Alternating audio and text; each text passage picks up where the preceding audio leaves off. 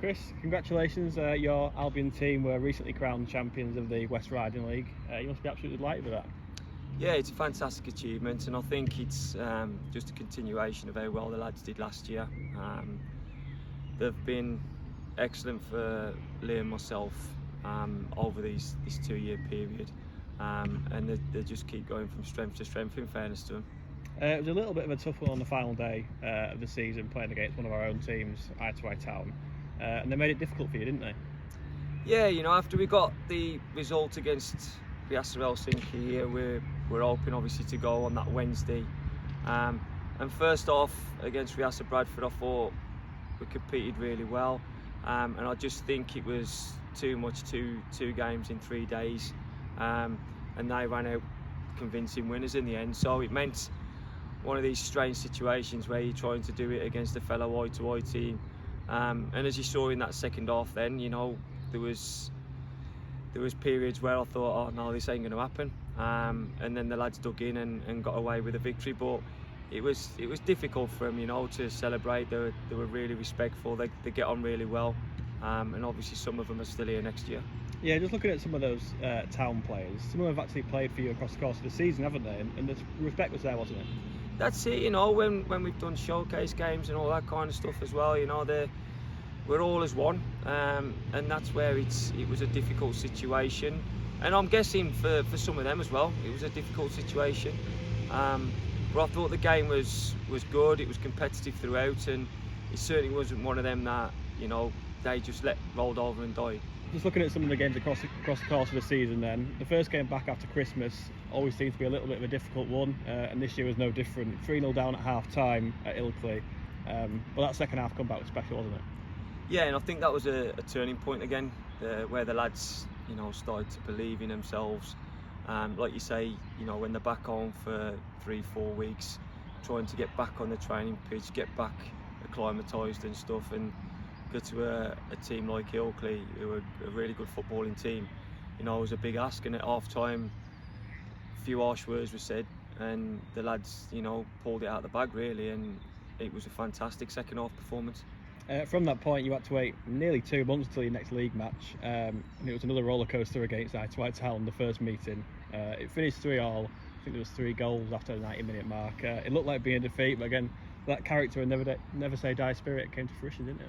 Yeah, it's something that they've had in abundance, mate. Even over the 2 years so far that we've had them,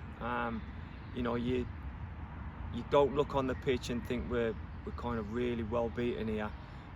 Even Bucks games, showcase games, last year's West Riding games, we've been behind, and they've always managed to get together and stick and keep working hard. And that game was brilliant, to be fair. It was two good teams.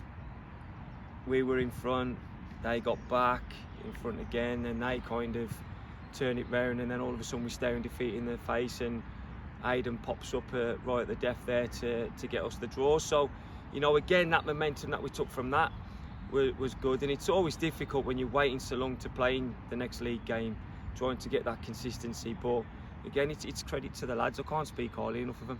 You mentioned Hayden Habits there again. Just can't not mention him, can you? Obviously, don't just pick people out, but another 30-goal campaign for him, just phenomenal, isn't it? Yeah, I think it's more special this time because last year for majority, Abel was next to him, and Abel works his socks off and almost creates a lot through his hard work, and creates the space for Aidan as well. Aidan's clinical. There's times where we have to give him a little push, where he drifts in and out of games and stuff, but with an Aidan Abbots on the pitch, you've always got an opportunity. And this year's, like I say, it's been a bit more special, where he's had a number of strike partners, he's had to play up there on his own, and they've all got that ability to work alongside him. Just a word on Evan Starring, who started the season so well, scoring 4 goals in his first 3 games, until he picked up that nasty injury. Yeah, that it was gutting for Evan. We've had our fair share, as every team does, but certainly we have this season, and to have a player like Evan missing for majority of the season, and also he's not just a real quality player, but he's a great person to have within the squad as well. And it's been really tough for him. It's been emotional times for him. it's been an emotional time for the lads as well. You know, they're a close-knit bunch, and it was a real special moment for him to have him when we got over the line and he was in the team photo and stuff. And I'm sure, I think it's next Friday the trophy gets brought here. It'll be a special occasion for him as well, and one that now he can fully focus on his rehab to get back and be a part of next year. And just finally, how nice is it to see all the support from the parents that are overseas online? Yeah, I'll speak to a number of them, and you know, and we've been very, very fortunate, and I've been very pleased that quite a few have come over this season and seen firsthand the development to their son, but also how well the boys get on. I know when they come over, they all cook for each other, they take them out for meals, they go around the city together. So it is a real family feel amongst the squad as well as the parents. But it's, you know, even like the other week with my birthday and stuff, and the well wishes and that, it's brilliant, because I want them to feel part of their son's journey. And I always joke that, you know, they come over here a boy and we return them as a man.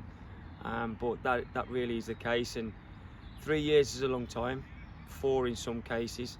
You know, and they hand over their children to us to develop both on and off the pitch, and hopefully they'll be the first to say that we do a great job.